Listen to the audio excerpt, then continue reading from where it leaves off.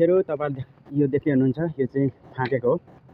यो चाइनाबाट सामान लिएर आउँदाखेरि यो चाहिँ अब बाँधेर आएको हुन्छ। यसलाई चाहिँ रोल गरेर उनीहरुले थाक्नलाई तयारी गरेको छ। यतातिर प्लाइहरु छ भनेदेखि यहाँनिर चाहिँ यो प्लास्टिकको रस्सी डोरी भनौं हैन यो छ। यो चाहिँ म प्रयोग गर्न गइरहेको छु।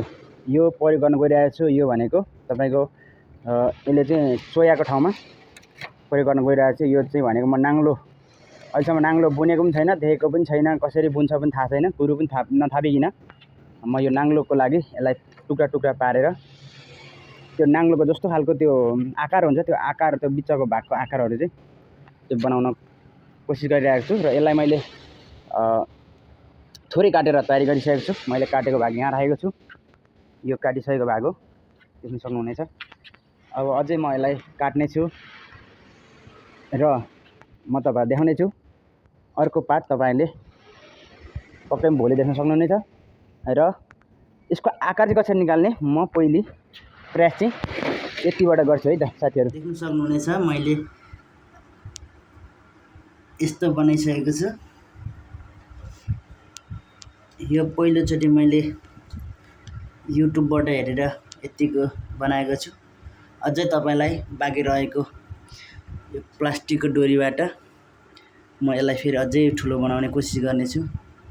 हेरौं कतिको सक्सेस हुन्छ। म पहिलोचोटि साथीहरु नाङ्लोको डिजाइन यस्तो भयो, देख्न सक्नुहुनेछ। मलाई कहिले अहिलेसम्म बुनेको थिइनँ, तर युट्युब हेरेर यसो अनुसन्धान गरेर यतिको बनाउन सकेको सफल भएको छु।